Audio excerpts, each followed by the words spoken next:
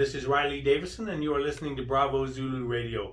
And I know it's been just a climactic and very incredible several weeks that we've been through, but there are still things in our community that we need to deal with, no matter what turmoil is going on.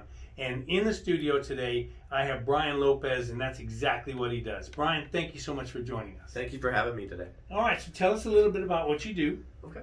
So I work for the Down Syndrome Association of South Texas. I'm the executive director, and our mission there is to make sure that we empower and support individuals with Down syndrome and their families to make sure they get access to services, they're involved in their community, and they're making decisions in their lives. So we want to make sure that we're providing lifelong services and supports to them to foster relationships in the community and make sure that they're all, trying to live the fullest life, just like all of us want to do.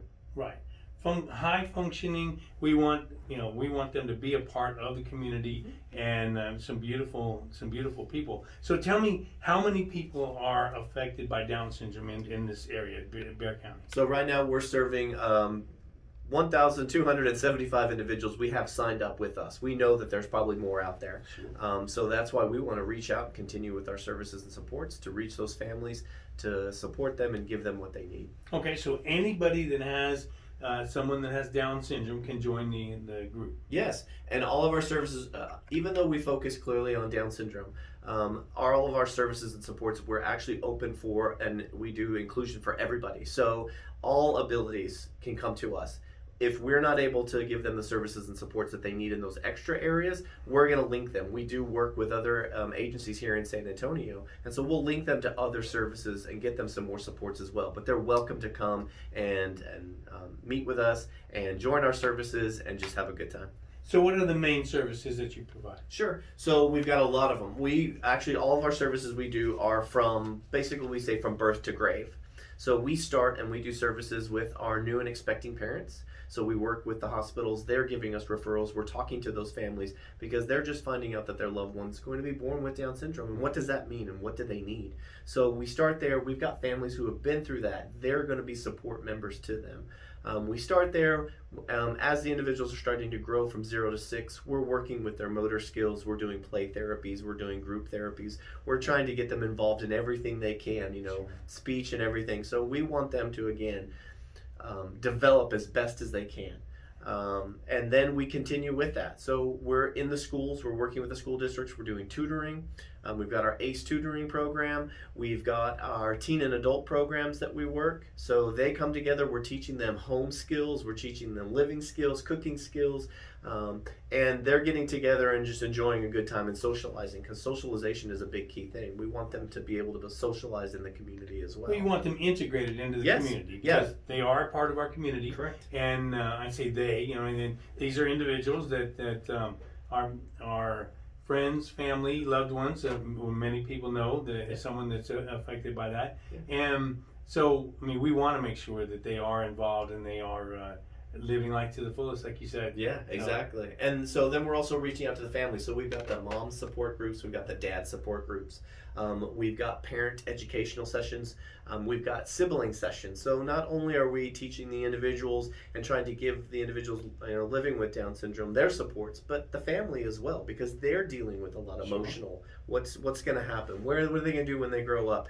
The siblings, now they've got someone who's getting a lot more attention because of the Down syndrome and what's going on with them in their lives. So what does that mean for the siblings? Where's that attention and how are they fitting into the family? So we've got a sibling support group for that. So our services are across the gamut, but like I said, it's open to anybody.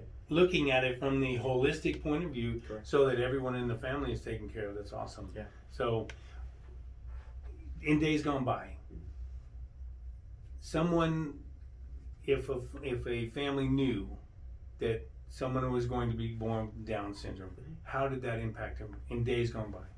How did that impact them Right. starting off? As far as the decision goes, if we look back, if we look back to the 40s and then we look back even farther than that. Right. Well, before, a lot of the individuals with Down syndrome and disabilities, they were looked upon as, not a part of what society wanted them to be. And so they were put into, previously what was called institutions, state living centers, and so that was just kind of what they did. It was just kind of pushed away, Right. and so Segregation. It was yeah, exactly, and so we want to make sure that's not happening. Right. And there's big strides in what's been happening with that. Getting the word out and speaking with families and telling them what's going on and what's happening is the biggest thing. And so that's where it's important, is they're a part of our community. They can do everything that we can. They have abilities. They've got uniqueness just like we do. And so we want to culture those uniqueness and make sure that they're working with all of us together. I guess it depends on each individual when they start to realize maybe something's different with me. So, with Down syndrome, it's a chromosome thing. So they're going to know. It's an extra chromosome. It's the extra chromosome on the 21st chromosome. Right. So with that, you're going to have cognitive disabilities, and you're going to have physical traits and stuff that go along with it. So it's important to get the services, like we say, early. That's why Right. we start early as well, because the better, just like all of us, when we're in school, when you're in first grade, second grade, the better you're getting more education and more teaching and the extra attention, it's going to help you. So it's the same thing for them. If we can get it to them early, they're going to develop those skills. And that's what we want them to do, is continue to develop those skills. Well, and this is, really, it's an extension of love. It's not just love now from the family or the siblings. Now you're talking about an extension of love that comes from the community and the teachers and the people that are dedicating themselves, like you, to their lives. Yeah, and it's important that the families know that it's out there, because before, like we said, families felt like they were alone. Right. And that's something we don't want them to feel like. We want them to know that there is a community out there. Right. There are other families going through the same thing, which is why our family support group is really important. Right. Because that helps the families know that, hey, I don't have to go through this alone. The same decisions that I'm making now, someone else made a couple years ago or 10 years ago, and how did that affect it? And I can see how their loved one's kind of done, and where am I going to be able to go, and how can I do the best for my loved one now, Right. too? It helps with that decision-making process. Yeah. Absolutely. So how many on your estimation, how many other people are out there that really need this help? In other words, from the ones that you help, is it 3 times the amount out there, or 5 times? Yeah, that's really tough to say. I'd probably say 2 to 3 times, but Right. We're reaching not only San Antonio, but we do, like we say, South Texas. We want to keep expanding our services. Right. We're doing them here, but we do an Audrey's Day at the Beach down at Rockport. So we go down there and have fun for the day. Sure. We're out there, doing our outreach, and we're giving information out, and we're hitting those communities that may not have services and supports, and saying, hey, we're here. So we want to be able to be that reach out point for them. So we just want to keep expanding and making sure that families all over South Texas are getting services. Absolutely. This is Riley Davison. You're listening to Bravo Zulu Radio, and stay tuned. We'll be right back after these messages. So, Brian, you mentioned Audrey's Day at the Beach? Uh-huh. Okay, so tell me who Audrey is. So Audrey was, it started with a family. So their daughter named Audrey, they wanted to do something very special. So they actually started that. That was everybody going down to Rockport, having a great day at the beach, having fun, just coming together as a community. So the Down Syndrome Association of South Texas joined in, and now we've kind of taken over for that. So that's just one of the programs that we do. We've got our Splashtown Day that we do at Splashtown here in San Antonio. And we do our World Down Syndrome Day, March 21st, so 321, so that extra chromosome on the 21st. World Down Syndrome Day, so we do that. That's a big special day for us. Hopefully coming up here, we'll be able to do it in person. Right. But we've got events going throughout the whole year that we sponsor and put on, so that the community can come together, everyone can have fun and learn as well. Right. So what a tremendous opportunity. You must be very pleased every night when you go home and to know that you're making such a difference in the lives of these people. Yeah, that's the one thing that all of us are missing at the DSA. We are missing that attention.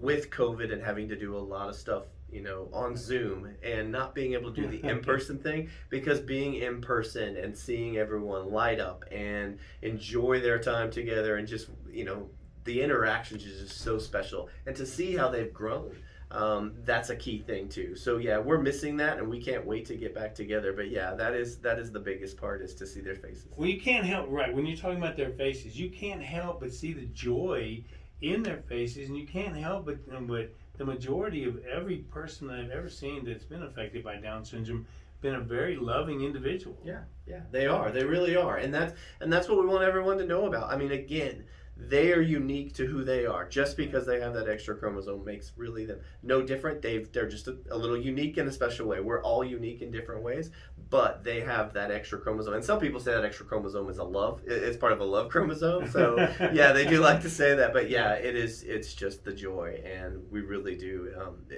I love what I do. And there's nothing really that limits them at all, except for they're being their individual selves. There's nothing that they can't achieve. That's correct. And if you just saw in the news, I was going to say, I was leading up to that. down in Florida, he just completed the Ironman down there in Florida, and that has been all over the news. And we are excited, and we have posted that on our Facebook page. We are so happy when we get those stories, because that's what we're talking about. That is the inclusion. That is the support that we want everyone to know. Is we're going to do everything, we're here, and we're going to make sure that we do everything we can, just like you want to do. There is no goal that you have that we're not going to have as well. So yeah, he's famous now. Yeah. So, well, give me 6 months and I can match his feet. All right. with the biking, and the biking was 102 miles plus the marathon at the end, and the swimming, So you start out with, I think, 2.5 miles of swimming plus 102 miles of biking, and then run on top of that. 26 miles. I can't even do the 26 miles right now. No, he's got me beat. Right. What a fantastic thing. But the dedication, I was watching an article on there, a news article, and the dedication that it required, especially not just from him, but from his coach, and to really, and that's what you're doing with all of these individuals here in San Antonio, in Bexar County in South Texas. But the dedication that went into that was just amazing. And knowing that someone was there to support them through it. That's the key thing, is that he has a goal, he wanted to reach it, and he's got people around him that are wanting him to reach that goal. Right. And that's the key thing that we want to make sure, is that they've got those supports in place, just like all of us. Well, I was going to say, all of us could use that kind of support. We all need help. Right.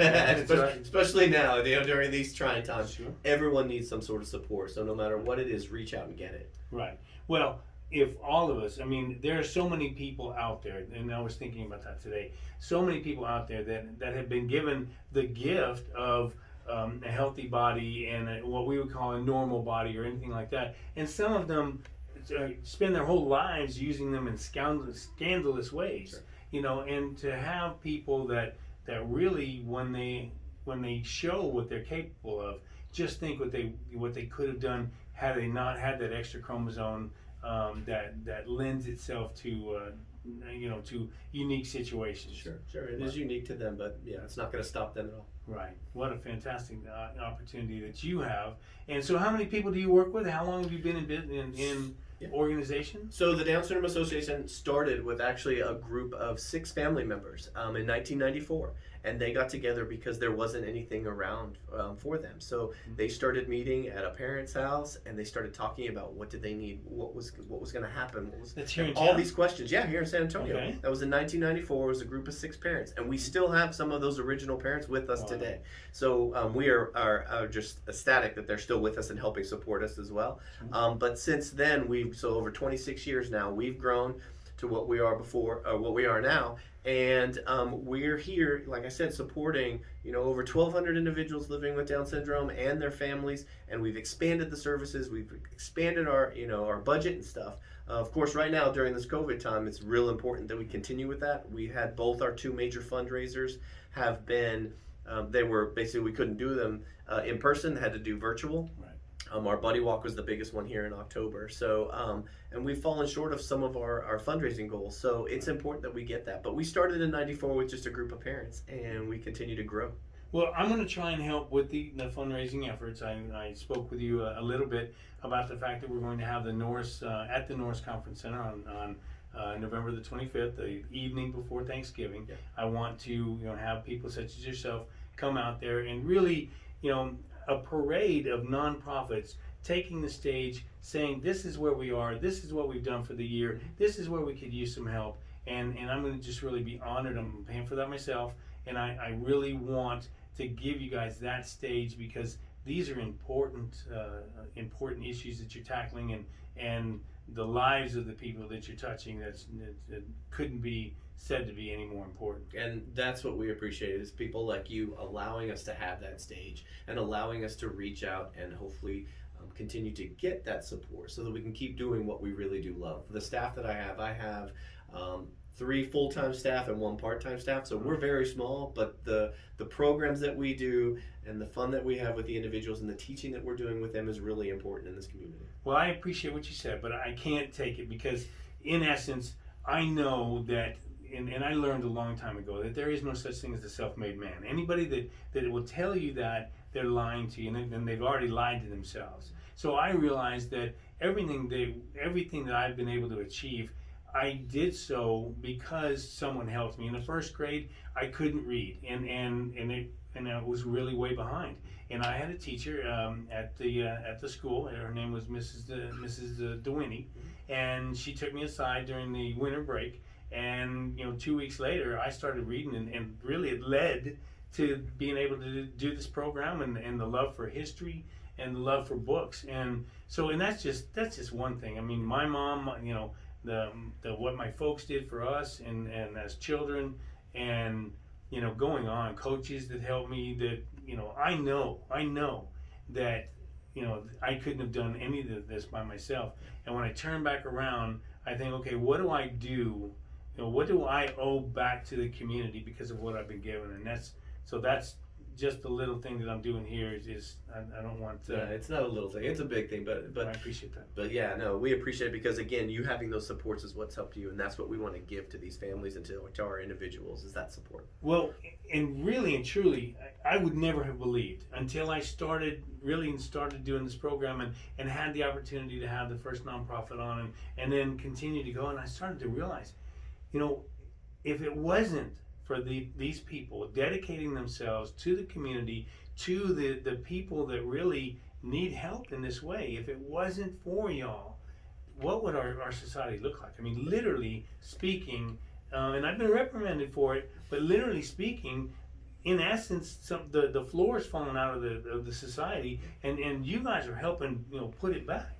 Yeah, and that's truly important. We want to make sure that floor, like you say, is there for them, right, so they don't fall through the cracks. Right. We do not want to go back to where we were as a society before. So it's real important that we continue with that. Well, if you look in history and some devastating stories when you really look at them, when we were talking about the segregation, some of those sanatoriums and what have you that are a part of American history, when you look at some of the things that people that loving and caring and capable, like we've discussed, if you look at what they had to live through, right, you can obviously, you don't want them to go back to that. No, you do not want them to go back to that. So yeah, it's real important that we're getting that word out there and that we're working together as a community. Right.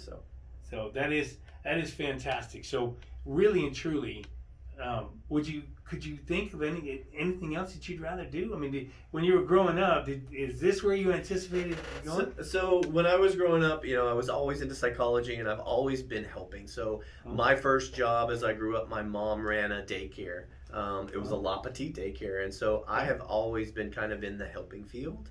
And moving through psychology and stuff, I've worked with intellectual and developmental disabilities as well as traumatic brain injuries. So I've always been doing that in some sort throughout my whole life. So no, I can't see myself doing anything differently. I continue to adjust and change, but it's always been in the helping field and social work.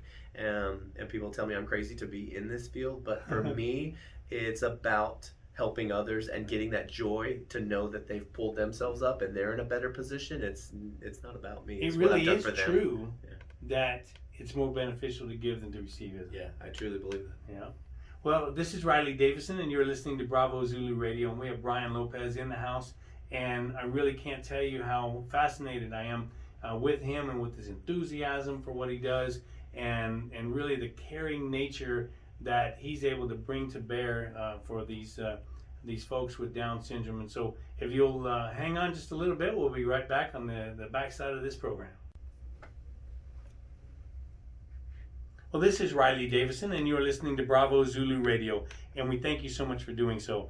You know that Bravo Zulu comes from the military term, and it means a job well done. and most certainly Brian Lopez in the studio today. He is doing just a fantastic job for the people with Down syndrome in this area, and so we were honored to have him step into the studio and bring his story and the stories of so many others to us. So I'm looking at the calendar that you just produced, Yep. and Devontae, age 18, had the opportunity to be on the. I guess he's like a singing cowboy, right? He's on the front. He's on the front with his guitar and everything. Right. Yep.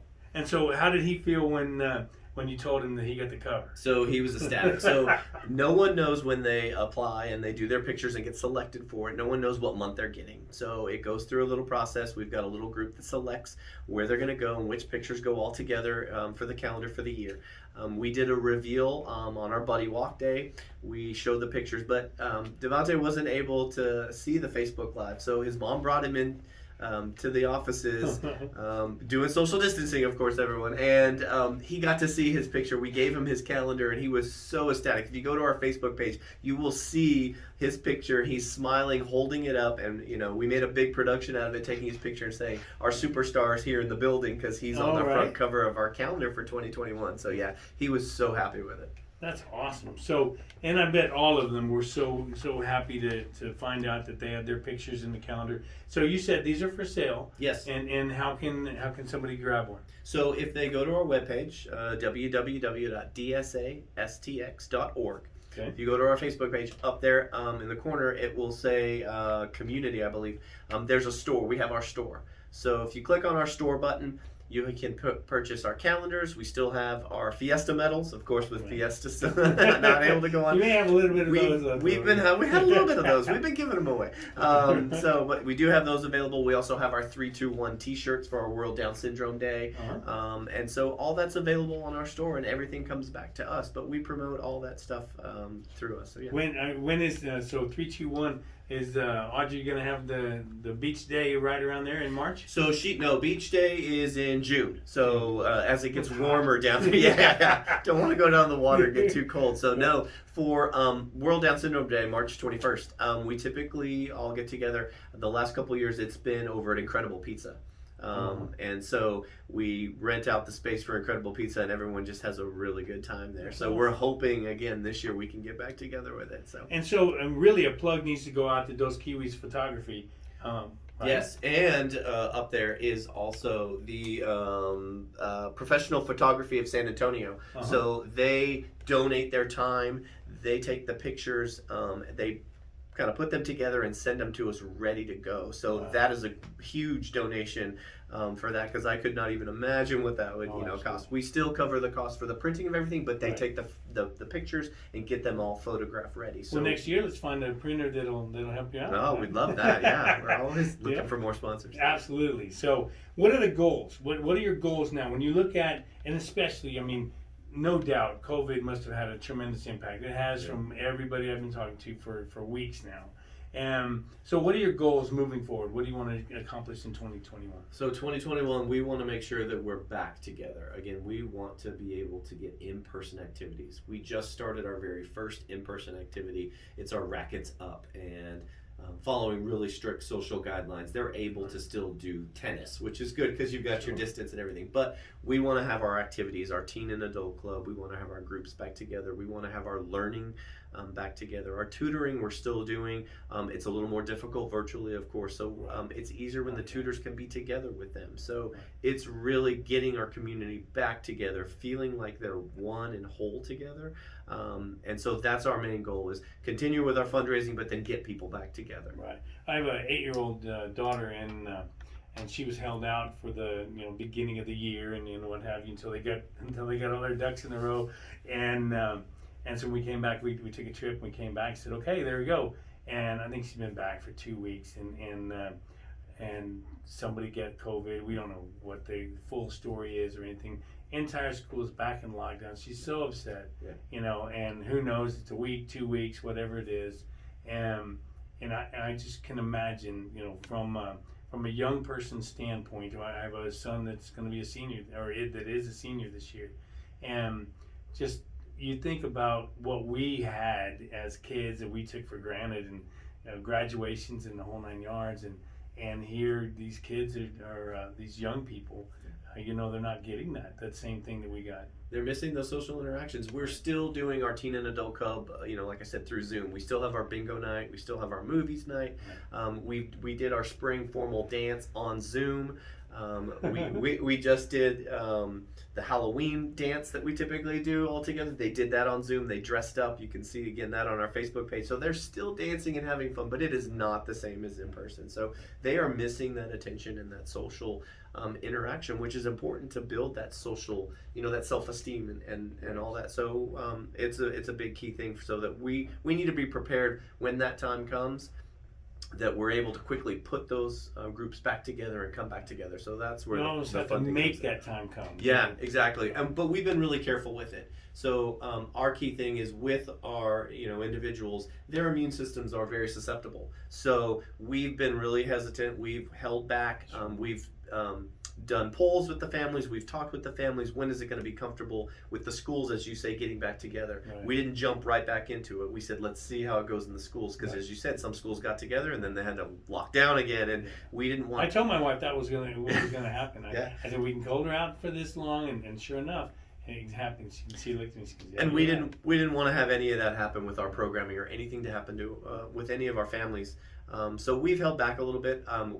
I'm hoping and praying and crossing our fingers that April, May, we're going to be ready to go. Everything society-wise and socially, and everything's going to be back. But we're hoping then we can start that, and the staff will be ready and ready to hit the ground running. So it's important that we're ready, not only fiscally but also for us, just to put those things in place really quickly. Right. Well, there's nothing more important than stability, and when you can't overestimate the impact that stability has, and when that's changed, and when you have that, because people hate change in the first place, and I hadn't even thought about the fact that they would have more compromised immune systems, and so just one more thing that you have to take into consideration.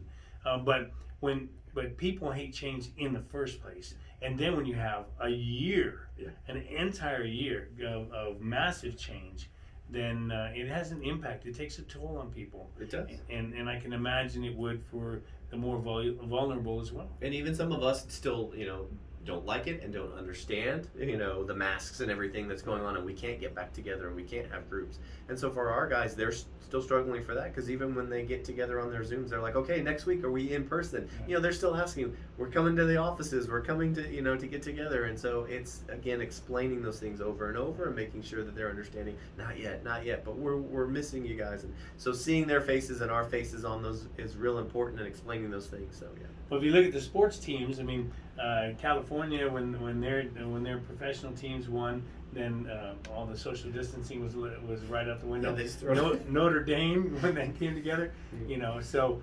but there's an impact that comes from those things, and you're right. There's a mask fatigue, it's a COVID fatigue, and decision fatigue is one of the things that we were talking about with the previous guest, and all of these things take a toll.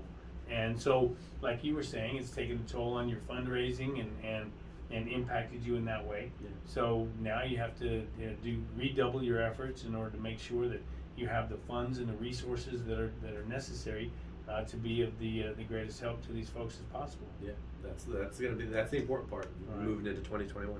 All right. So tell me some more about some people that you've helped and the gut story, behind them. Yeah. So one of the families that I've been involved with now is the Ryan family. So Levi. Levi was born October 3rd of 2018. So he's just 2 years coming up now. But it was right before our buddy walk in 2018. So they were going through everything at the NIC unit and everything that was happening with Levi. And they attended the buddy walk on October 20th, so just 17 days after that.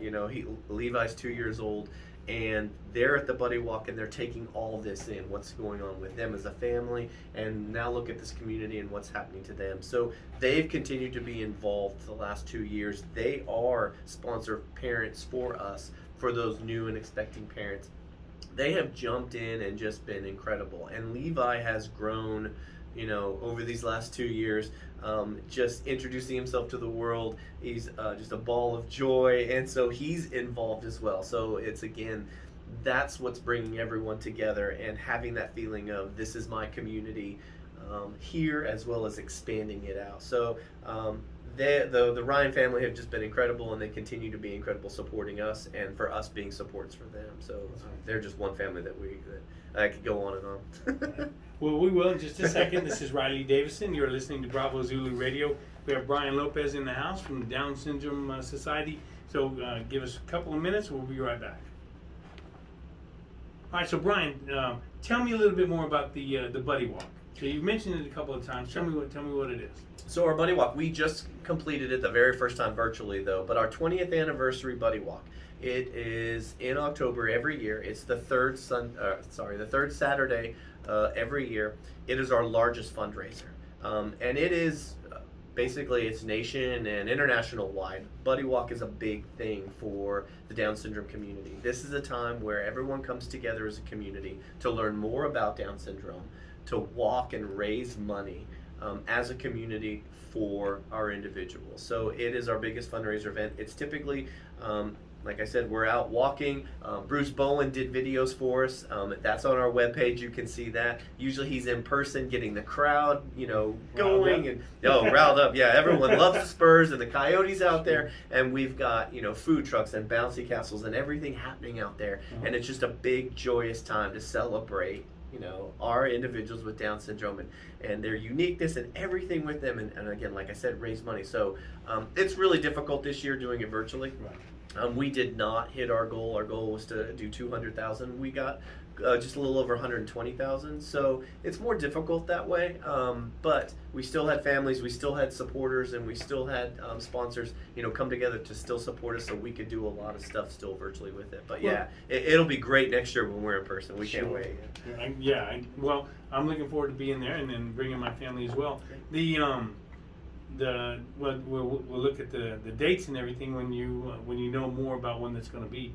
But it's neat when, like you were talking about Bruce Bowen, when people like that, when they give of themselves, because he's lending his reputation, he's lending everything that goes along with his name that he's built up, and he's lending that to you and saying, I support you and I want to be of benefit to you. That's an awesome thing. Yeah, he has, and he's been, I think this is 9th year, if I remember correctly. Oh, wow. So he's been involved. He is a big supporter of us, and we appreciate him going out there and, again, just being around the families and supporting us as well. So yes, it's just a pleasure to have him. So you talked about internationally. So there's not.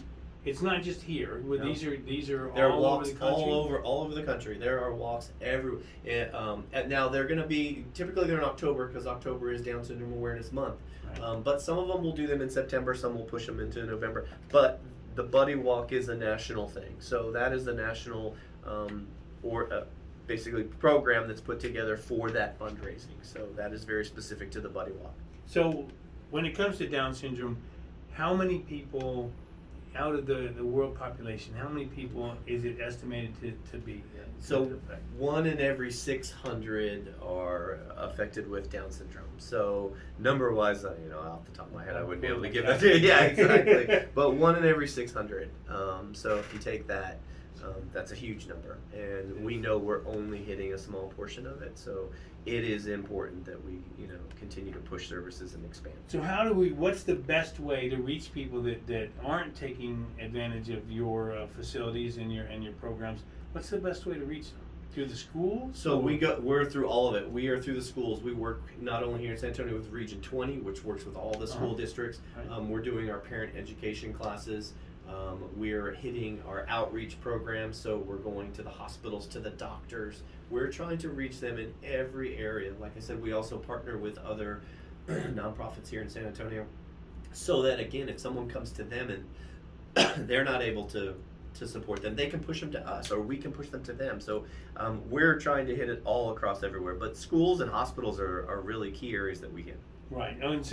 And that one family that you told me, I think you said the Ryan family, so they were they're part of that like strike team, if you will. So if somebody finds out, okay, my child either is about to be born or has been born with Down syndrome, and they go in and really let them know, okay, it's not as bad as you might have thought.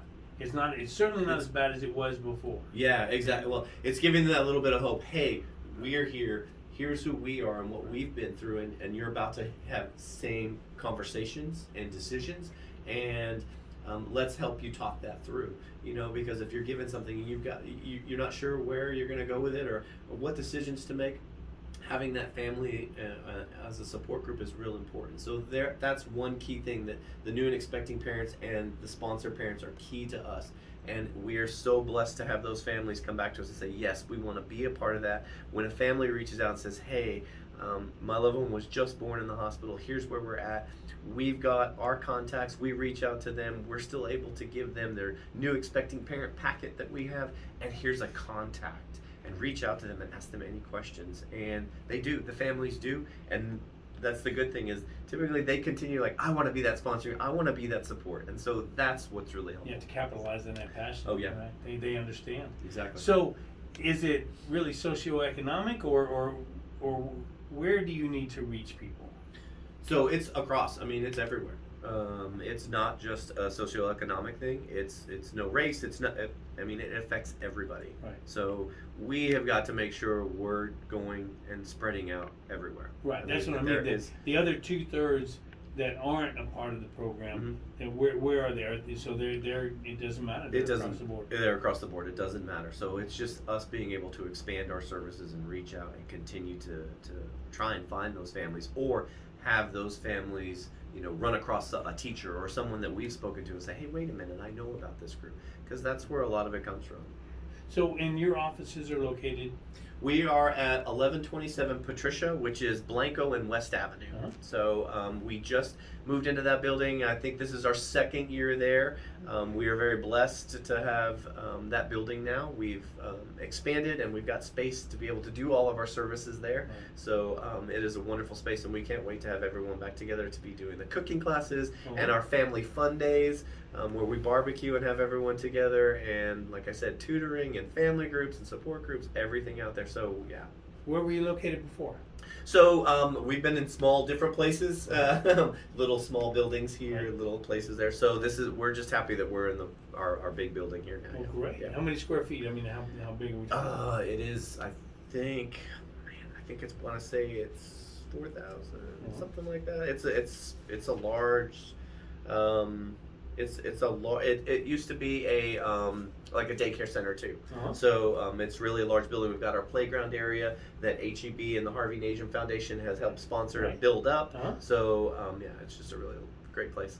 So when you're talking about cooking, so you're actually talking about helping people get out on their own and become independent, so that so that they have all the life skills that they're going to need. We've got our kitchen there where you've got our Instapots, we've got our hot plates. We're teaching them that if they were home, they're home from school or they're living by themselves, whenever, they're able to prepare their meals and do everything on their own. Yeah, we want them to have those home skills that all of us have. We want them to make sure that they have it too.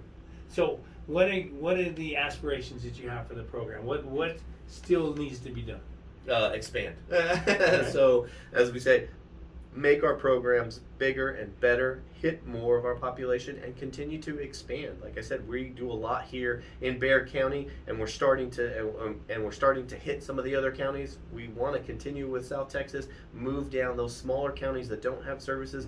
We want to be able to be that link. We want to be able to say, okay, now we're reaching out to these hospitals, we're reaching to these places, and here's where families in those areas where they can go to, whether it's us or another organization that's in that area that they may not know about. So it's really expanding our supports around us as well as around the South Texas area. Well, I would imagine partnering with the Alamo Area Council of Governments. ACOG is a big group with us. Yeah. There you go. Yeah. And the food bank too. Yes. Yep. So as well as Any Baby Can.